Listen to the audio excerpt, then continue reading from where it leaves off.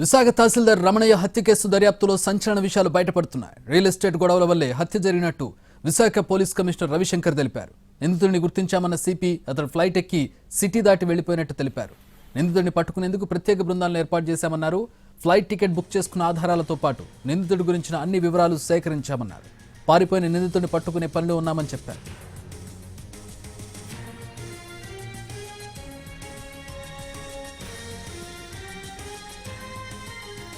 నిందితుడు చాలాసార్లు తహసీల్దార్ రమణయ్య ఆఫీసుకు వెళ్లాడని కూడా గుర్తించామన్నారు సిపి రవిశంకర్. నిందితుడిని పట్టుకునేందుకు 10 టీంలను రంగంలోకి దింపామన్నారు. రియల్ ఎస్టేట్ భూ వివాదాలే హత్యకు కారణమని తేలిందన్నారు.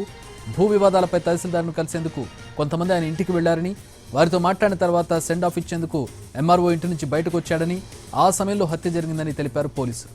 హత్యలు చూసిన ప్రత్యక్ష సాక్షులు కూడా ఉన్నారని చెప్పారు.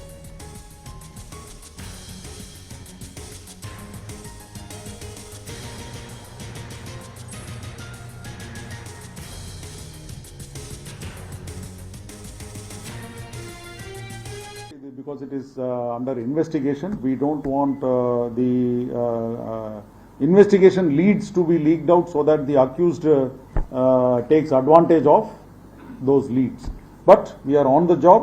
The culprit is culprit is identified, and the teams are on the lookout for that accused all over, including airports, railways. ఎందుకంటే ఆయన బుకింగ్ చేసినట్టు కూడా ఆధారాలు అన్ని కూడా దొరికిపోయాయి మాకు.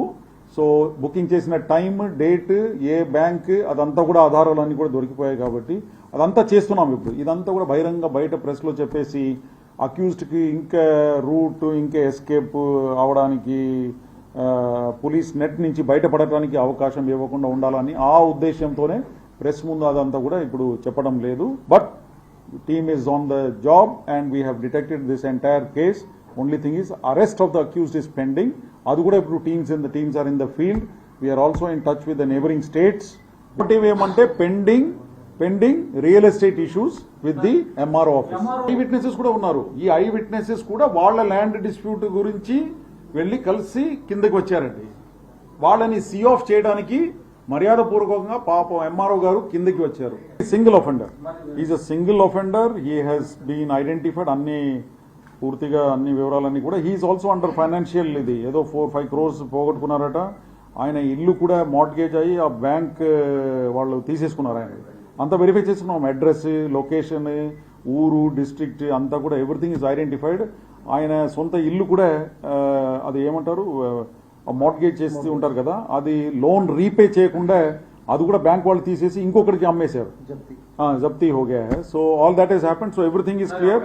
He is under severe financial crisis. And కొన్ని డాక్యుమెంట్స్ కూడా దొరికాయి where he has written that there is ఇద్దరి మధ్యలో అక్కడ ఆఫీస్కు వెళ్ళటము, రావటము, పేమెంట్స్ చేయటము, ఇదంతా కూడా ఆ డాక్యుమెంట్స్ అన్ని కూడా ఆధారాలుగా దొరికింది. అందుకే చెప్తున్నాము. ది సేమ్ పర్సన్ సీసీటీవీ ఏదైతే మనకు ఇప్పుడు అపార్ట్మెంట్ కింద దొరికిందో అదే మనిషి ఎక్కడ ఎంఆర్ఓ ఆఫీస్ అక్కడ వెళ్ళేసి ఇదే ఈ కన్వెయన్స్ డీడ్ ఇదంతా ఇష్యూస్ ఉన్నాయి కదా ఆయనకి, దాని గురించి అక్కడ తిరుగుతున్నట్టు, అక్కడ కొంతమందితో మాట్లాడటం, ఇదంతా కూడా సీసీటీవీలో అక్కడ ఇక్కడ ఇదంతా కూడా దొరికాయి.